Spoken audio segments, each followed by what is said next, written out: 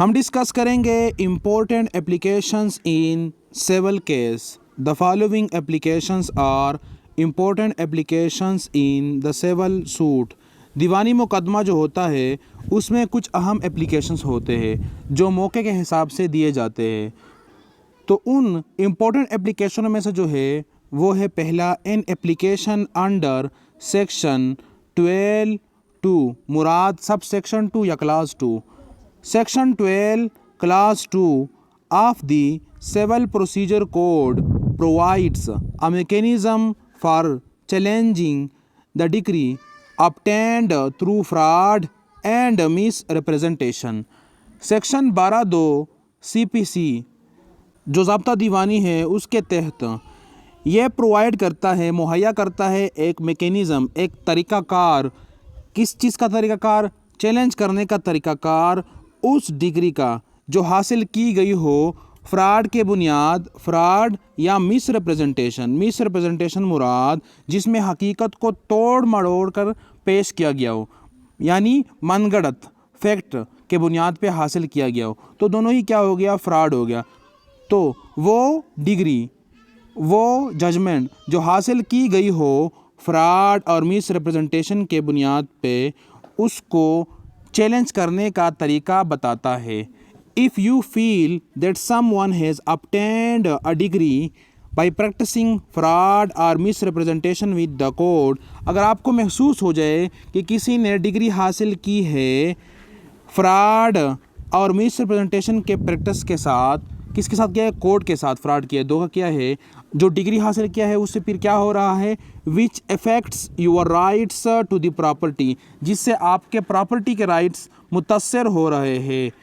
You can apply to the court for setting it aside through an application, तो आप application दे सकते हैं उस दावे को, जो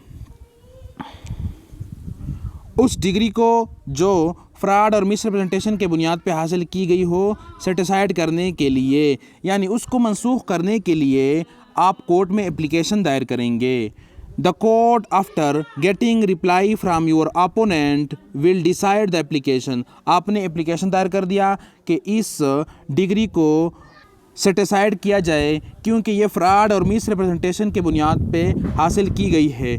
फिर कोर्ट जो है इस एप्लीकेशन की रिप्लाई आपके अपोनेंट से मांगेगी और रिप्लाई के बाद कोर्ट फिर उस एप्लीकेशन पर फैसला देगा। The court directs you and your opponent to produce evidence, फिर कोर्ट आपको और आपके अपोनेंट को कहेगा कि एविडेंस प्रोड्यूस करें।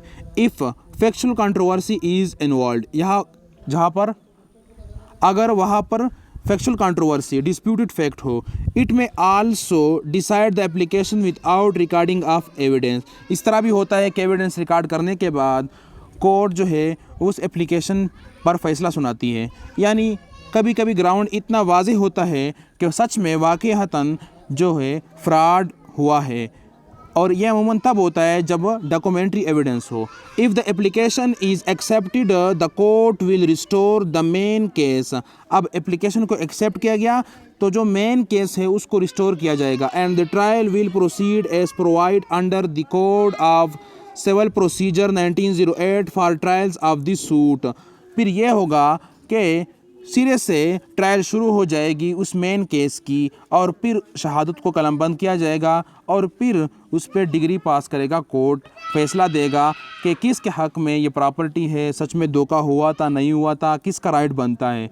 तो इस तरीक़ेकार के मुताबिक एक डिग्री जो हासिल की गई थी लेकिन फ्रॉड और मिसरिप्रेजेंटेशन के बुनियाद पे हासिल की गई थी, उसको बंदा चैलेंज कर सकता है और अपना राइट सेफ कर सकता है, डिक्लेयर करवा सकता है। तो यह है एप्लीकेशन अंडर सेक्शन 12 क्लास 2 12(2) का एप्लीकेशन जो मशहूर होता है कि 12(2) का एप्लीकेशन दे दे। ये तो जो डिग्री हासिल की गई है ये तो धोखे के बुनियाद पे हासिल की गई है।